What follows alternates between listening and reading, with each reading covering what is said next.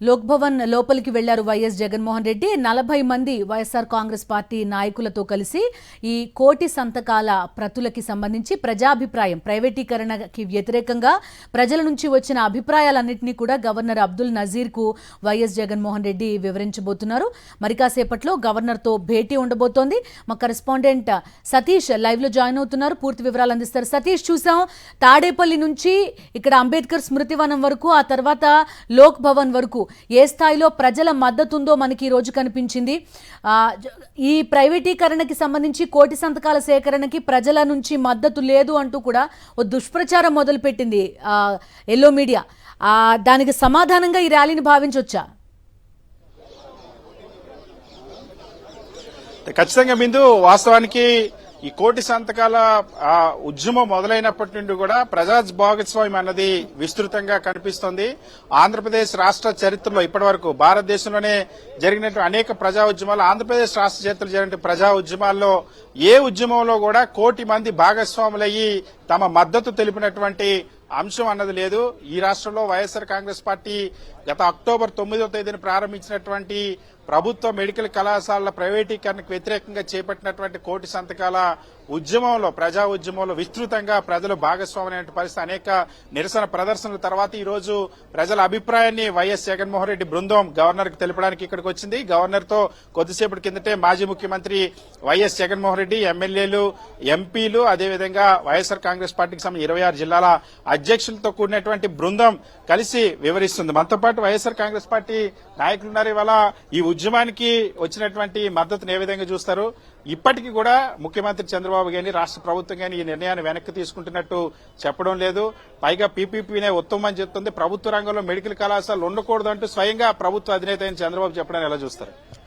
ఈ రోజు చంద్రబాబు నాయుడు పరిపాలన ఎంత దుర్మార్గంగా ఉందంటే, కేవలం 2 నెలల సమయంలోనే అక్టోబర్ 15వ తారీఖున మొదలుపెట్టిన కోటి సంతకాల ఉద్యమం కేవలం 2 నెలల్లోనే 1,36,00,000 సంతకాలు ఈ రోజు ప్రజలు తమకు తాముగా స్వతంత్రంగా స్వచ్ఛందంగా వచ్చి ఈ పీపీపీ విధానం మాకు వద్దు, ప్రభుత్వ కళాశాలని ప్రైవేటీకరణ చేయొద్దని చెప్పి ఒకే గొంతుతోటి, ఒకే ఘోషతోటి ఈరోజు ప్రజలంతా కూడా మాకు వద్దురా మహానుభావ అని చెప్తుంటే, అయినప్పటికీ కూడా ఈ ప్రభుత్వ కళాశాలని నేను అమ్మేయాలి, దీని ద్వారా 1,00,000 కోట్ల రూపాయలు దోపిడీ చేయాలి, సంపాదించాలని ఒకే ఒక్క ఆశయంతో ఈరోజు చంద్రబాబు నాయుడు గారు ఈ పీపీపీ విధానాన్ని తీసుకొచ్చారు.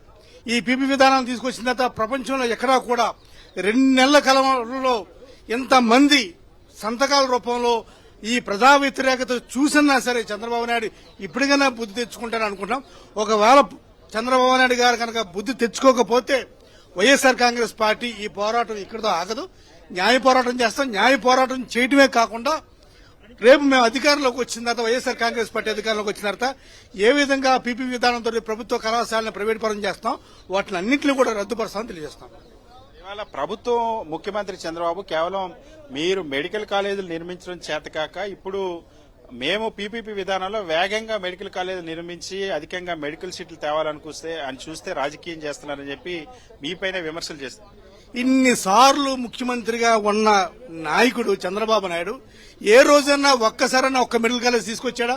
ఏ ఒక్క రోజు కూడా ఏ ఒక్క మెడికల్ కాలేజ్ తీసుకురాని చంద్రబాబు నాయుడా 17 మెడికల్ కాలేజీలు తీసుకొచ్చింది జగన్మోహన్ రెడ్డి గారిని విమర్శించేది.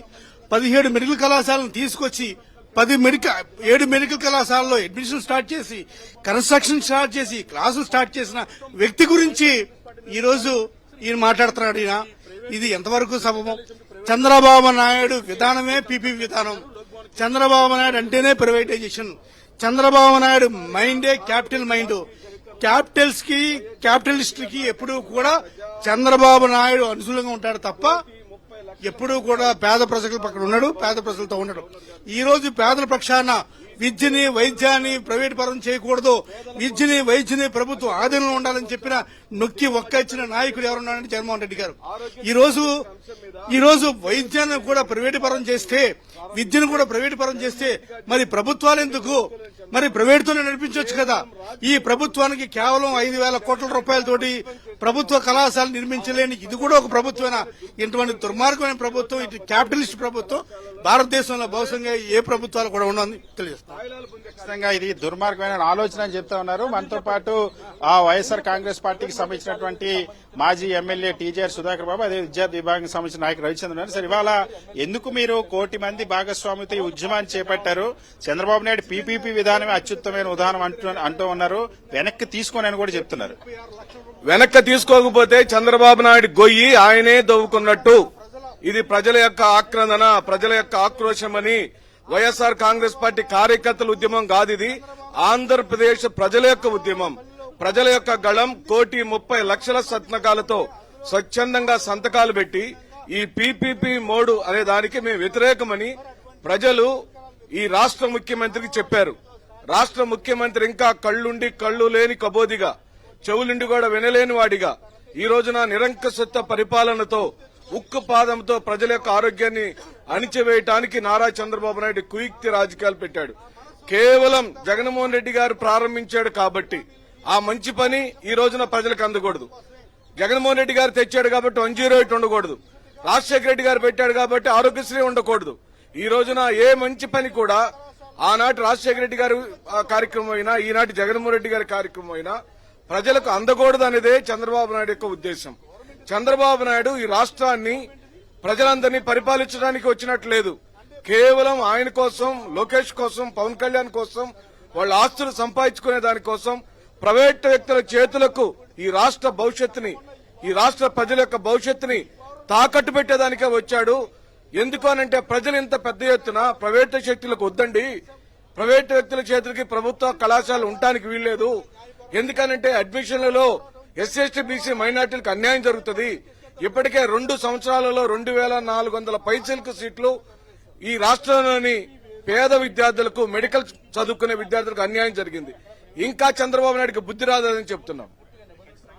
తీవ్రమైన నష్టం జరగబోతుంది. ఎస్సీ ఎస్టీ మైనార్టీ విద్యార్థులకు తీవ్ర నష్టం జరగబోతుంది చెప్తున్నాం. మనతో పాటు వైఎస్ఆర్ కాంగ్రెస్ పార్టీ విద్యార్థి విభాగం వర్కింగ్ ప్రెసిడెంట్ రవిచంద్ర ఉన్నారు. ఇవాళ విద్యార్థి సంఘాల అభిప్రాయం ఎలా ఉంది? 1 కోటి సంతకాల సేకరణ ఉద్యమంలో విద్యార్థి సంఘాలు ఏ మేరకు పార్టిసిపేట్ చేసే, అన్ని పార్టీలకు సంబంధించిన విద్యార్థి సంఘాలు కూడా వ్యతిరేకిస్తున్నా సరే ప్రభుత్వ వైఖరిలో మాత్రం ఎలాంటి మార్పు రావడం లేదు. కారణం ఏంటంటే రాష్ట్రంలో అన్ని విద్యార్థి సంఘాలు, ఈవెన్ వామపక్ష విద్యార్థి సంఘాలు కూడా జగన్మోహన్ రెడ్డి గారు ఏర్పాటు చేసిన 17 ప్రభుత్వ వైద్య కళాశాలని ప్రైవేటు వాళ్ళకు అప్పచెప్పడం, ముఖ్యంగా చంద్రబాబు నాయుడు తన బినామీలకి ప్రభుత్వ ఆస్తులను దోచిపెట్టేందుకే ఇది రంగం సిద్దం చేసుకున్నాడు. అందుకనే ప్రైవేటు భాగస్వామ్యంతో ముందుకెళ్తున్నాడు అనేది అన్ని విద్యార్థి సంఘాలు దీనికి వ్యతిరేకంగా ఎలుగెత్తి పోరాటం చేస్తా ఉన్నాయి. ఈ రాష్ట్రంలో విద్యార్థి యువజన సంఘాలు పెద్ద ఎత్తున పోరాటం చేస్తా ఉన్నాయి. 15 ఏళ్లు ముఖ్యమంత్రిగా ఉన్నానని చెప్తున్న ముఖ్యమంత్రి చంద్రబాబు నాయుడు గారు ఈ రాష్ట్రంలో ఇప్పటి వరకు ఇన్ని సంవత్సరాలు గడిచినా గానీ ఆయన 50 ఏళ్ల రాజకీయ ప్రస్థానంలో ఆంధ్రప్రదేశ్ కి ఒక్క మెడికల్ సీటు కాదు కదా, ఒక్క మెడికల్ కాలేజీని కూడా తీసుకొచ్చిన పాపాన పోలేదు.